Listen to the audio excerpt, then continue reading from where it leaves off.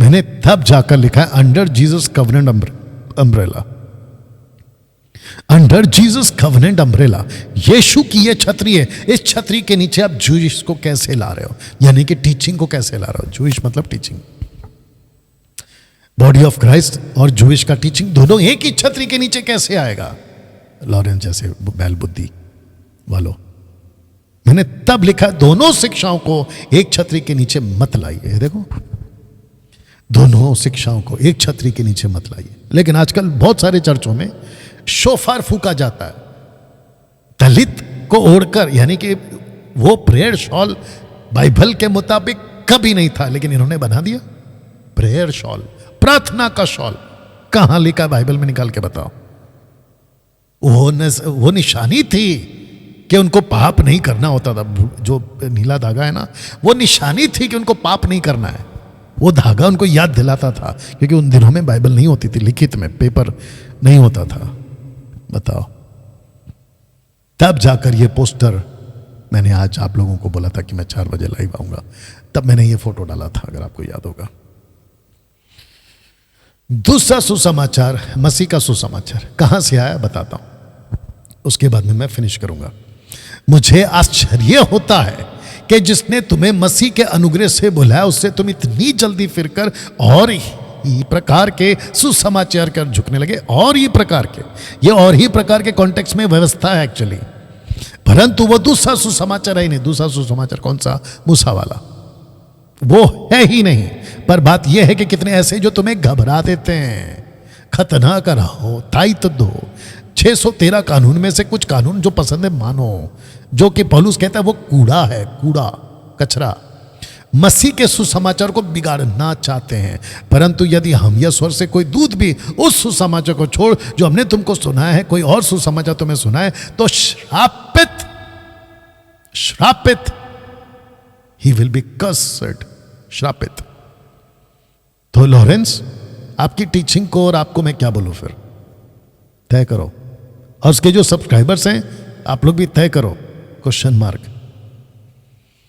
दूसरा सुसमाचार, यीशु यहूदी है, क्या बकवास है यार। यहूदी कल्चर को समझना होगा, क्योंकि शादी होने वाली है। अच्छा, कहां लिखा है कि यहूदियों के हिसाब से आपकी शादी होगी? कहां लिखा है? निकाल के बताओ, अगर हिम्मत है तो। बकवास मत किया करो।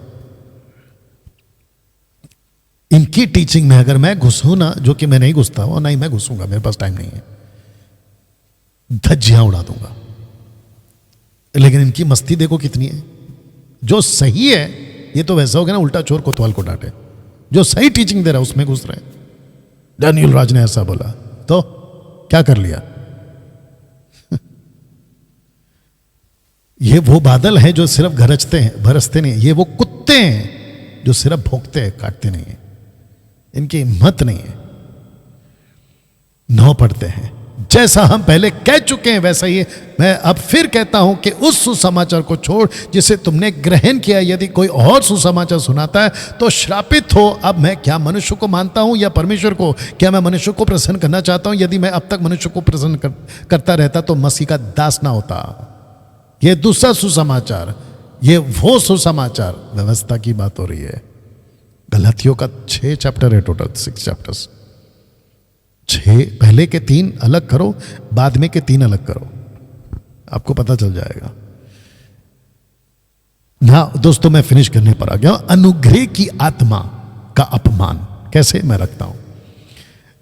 इब्रानियों की पुस्तक उसका 10 का 29 क्या कहता है, सुनो। तो सोच लो कि वह कितने और भी भारी दंड के योग्य ठहरेगा जिसने परमेश्वर के पुत्र को पांव से रौंदा, वाचा के लहू को, और ध्यान से सुनना, वाचा के लहू को जिसके द्वारा वह पवित्र ठहराया गया था, आप पवित्र जाना और छोड़ दिया अनुग्रह की आत्मा का अपमान।